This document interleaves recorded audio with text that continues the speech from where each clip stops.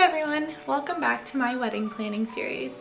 Today I am going to be talking about making the big decisions. What do I mean by big decisions? I mean the things that I really care about and things that my fiance really cares about. And so these are the things that we're really going to focus on, and these are the things that may be prioritized a little higher when it comes to our budget. For us, our big things were our venue, our photographer, and our catering. To be able to plan anything, we needed a venue and a date, so that became our number one priority, at least starting out.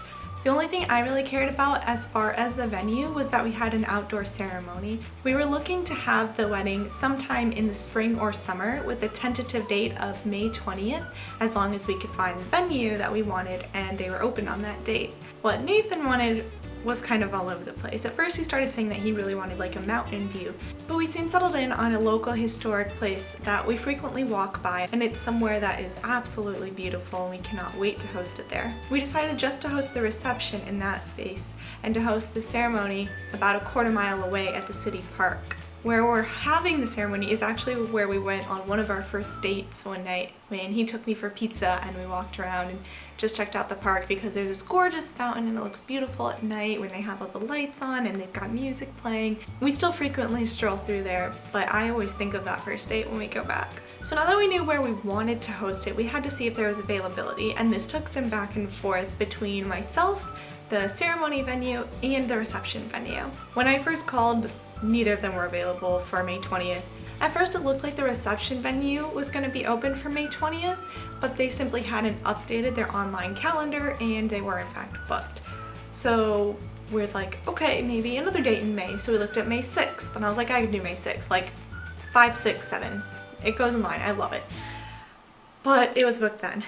Come to find out, basically every weekend in May was booked between one of the two venues. Our options between the two were the weekend of April 29th or the first or second weekend in June.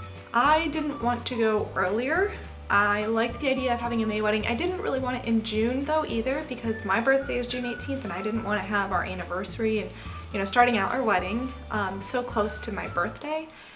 But after talking to Nathan, we decided on June 10th. It gave us enough time to plan everything out, and I stopped caring that it was so close to my birthday. I mean, what's a little extra celebration, right?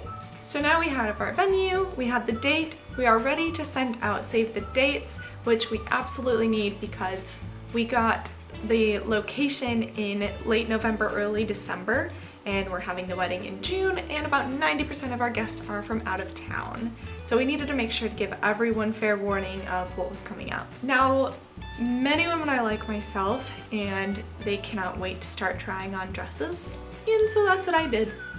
We knew where we were going to have it, and I instantly booked an appointment to go to David's bridal with my mom, and I even told my mom, I don't want to buy a dress. I want to buy a dress with my friends back in Greenville because my mom lives in Raleigh. I told her I'm not buying a dress today. I'm just going to look. I have some in mind. I just want to make sure that what I want is available in my price range, and I want to see how it looks before I start fixating on a certain type of dress. I want to make sure it actually flatters me. And so we went to the dress appointment and I fell in love and I caved and gave in and bought the very first dress I tried on. Now mind you, this dress I'd been stalking online for about a month.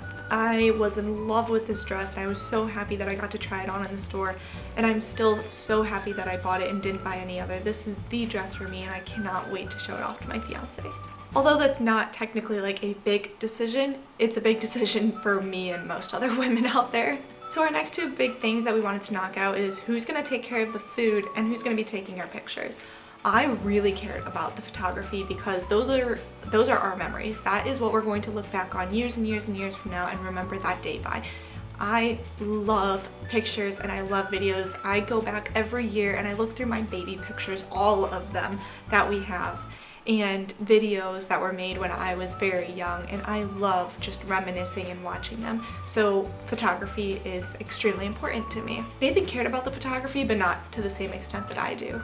The first thing I did when looking at photography was pay attention to my budget. I set a budget for a reason. I needed to stick to it, which can be very difficult. Please keep in mind when you're making your budget your area, because I've talked to so many brides who live in different areas across the country, and for what I can get, maybe half the price of what they get. So for instance, I was talking to some people recently about a DJ, and they were saying DJs are no cheaper than $1,000 in their area. Whereas in my area, it's very easy to find DJs less than $600-700. So with photography, the first thing I did was cut out everyone that was outside of our budget, which was a lot of people. The few that I narrowed down to, I didn't like a handful of their style, or I didn't think it was quite the quality that I wanted. In the end, it came down to 2 photographers, one that I thought took amazing pictures and the other that I thought was okay. What was the difference? The price. About $500 or so. $500 can be a lot of money. But I talked to Nathan, I showed him the pictures from both of them, and Nathan thinks this wedding planning thing is so easy. I bring my ideas to him and he chooses from them. It's kind of like I give him a top 3, he picks the one.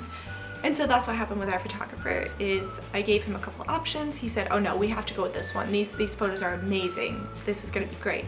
And so I set up time, I met with my photographer, and we hit it off right away. So he sent over the contract and I signed.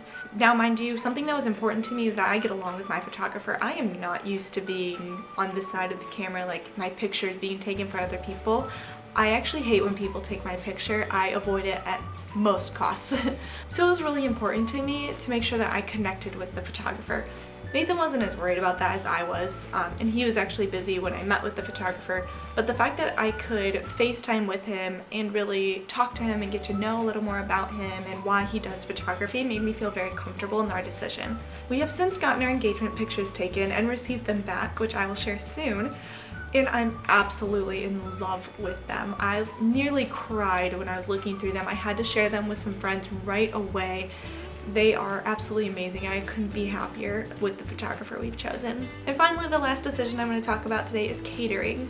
Catering was really simple for us. Neither of us are fancy people. We didn't care about having a big fancy wedding. We just want something that we like that we're going to enjoy.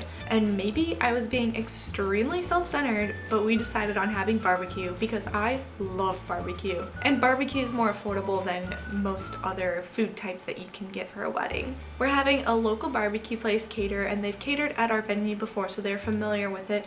And even though we did plan it out, I think we talked to the caterer 4 or 5 months in advance, but we didn't need to. They only require about 2 weeks notice. So this gives us a lot of flexibility. It makes it easier for our guests that if we have last minute cancellations or last minute RSVP saying that people can make it, we're able to adjust as needed.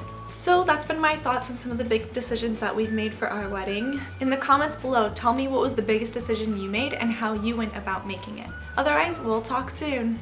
Bye!